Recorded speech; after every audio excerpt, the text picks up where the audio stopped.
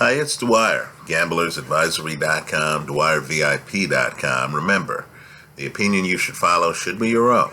Just consider this video to be a second opinion from a complete stranger online. Let me just share a quick story with you. Like everyone, from time to time, not that frequently, but from time to time, I'll run into a celebrity, an athlete, someone in the public light, a politician, right? And once in a blue moon, you get an opportunity to actually talk with them and figure out what's going on, right? So I was in the food court in Las Vegas. This was years ago, of the Monte Carlo. And, it's a little bit hazy. I was sleep deprived. This was Vegas, right? And I ran into an athlete. So he and I were talking. I knew who the athlete was, but for some reason, I couldn't remember the guy's name. So we talked for a while, and I told the guy, I said, hey, look, I really appreciate your work. And the guy was incredibly gracious to me, right? Shook my hand, laughed. We talked for a couple of minutes. Then the guy figured out that I couldn't remember his name. So the guy looked at me, and he was gracious. Celebrities have egos. He looked at me, continued talking, continued laughing, and just said to me, it's Kimbo. Right? Kimbo Slice is no longer with us. He recently passed. I just want to say here online that while I've run into a few celebrities,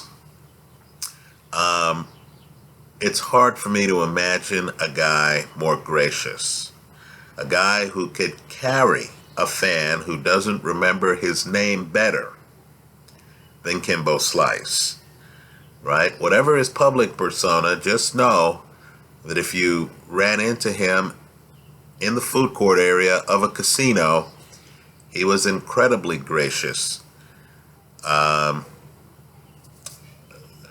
He'll be missed. It's been a rough few months in terms of the people who are passing. I'm just here to tell you, Kimbo Slice was one of the really good guys out there. Now let's shift gears. Ali recently passed.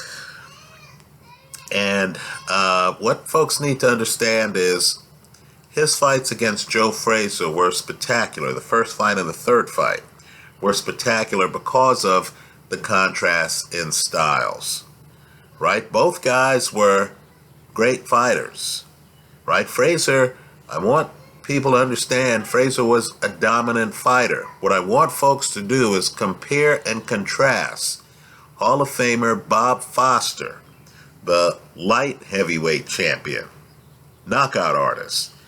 Contrast his fights against Ali, right, and Frazier. Understand, his fight against Joe Frazier decides against one of the highest KO percentages in history, that he's going to show Bob Foster that he doesn't belong in the heavyweight division. So Joe Frazier takes him out Philly style, right? Frazier cuts off the ring, takes the oxygen out the room, then starts hitting him with hellacious left hooks, right? Bob Foster couldn't survive.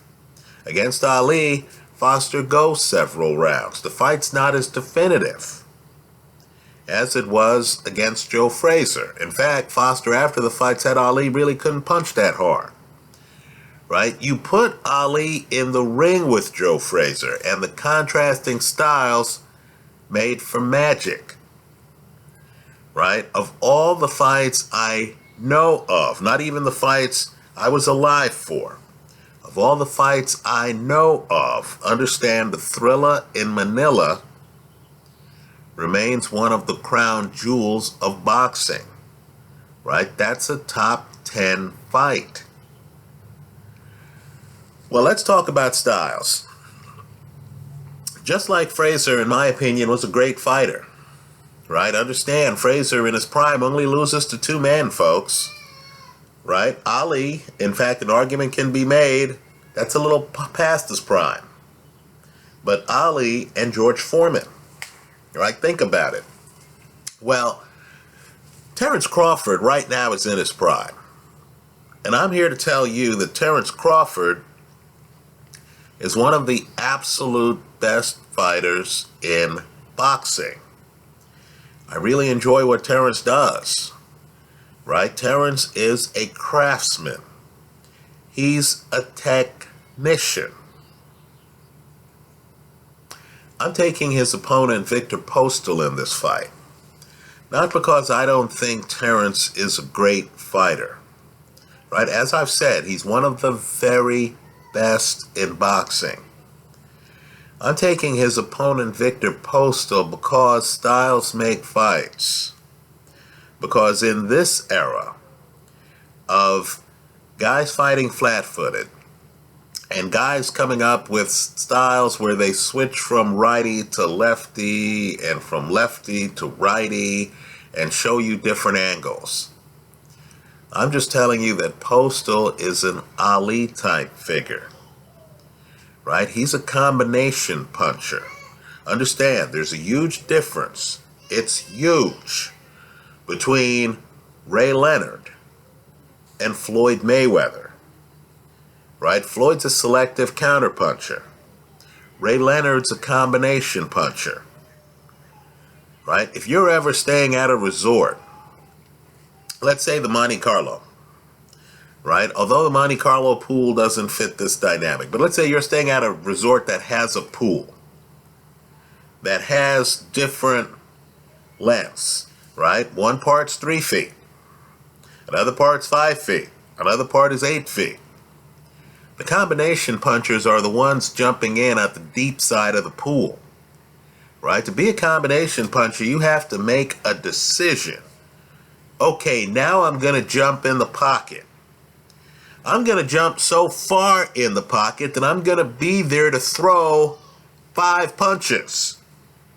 You're not looking for the selective counter, right? You literally want to jump in the middle of the room and get off machine gun punches, right? You're not holding a single shooter, waiting for an opportunity for the perfect shot. No, you're jumping in and you're throwing big shots. What I want people to do is to look at the end of the Selçuk-Aydin fight. Understand, Postol doesn't jump in and throw flurries. Postol jumps in and he's tucking dynamite in the middle of his combinations. Right? Let me say this too. To be a clever combination puncher, you need to move. Right? Your combinations need to be sudden and episodic. Right? Again, this isn't the dominant paradigm in the sport today.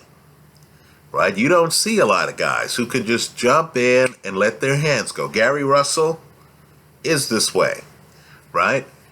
But you just don't have a lot of guys. You have sharpshooters today, guys setting you up for their big punch.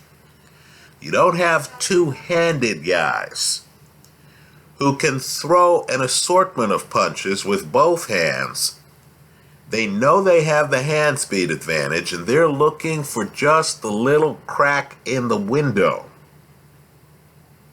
right? And the right timing to then blitzkrieg the house, right? Open the window, jump in the room, and start firing.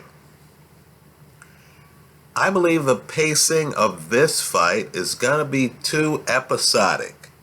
Viktor Postol is going to be too sudden for Terence Crawford, who, in my opinion, prefers a measured pace. Right? The world knows about Terence Crawford. The world doesn't know about Viktor Postol. Whatever the world knows or doesn't know isn't my concern. right? What the gamblers know is that the people in Vegas and the UK have bought the hype, and Viktor Postol right now is a sizable underdog in this fight, right? If Postol just dances around the ring, I'm telling you, you need to think of Postol like you think of Ali, like you think of Ray Leonard, right? Think of Freddie Roach like you think of Angelo Dundee, who trained both Ali and Ray Leonard, right? Roach knows that if he has Postol moving around the ring like he had Miguel Cotto move around the ring on Delvin Rodriguez, right? If he has Postol move around the ring, so Crawford, who's more cautious, isn't able to figure out when Postol is going to let his hands go.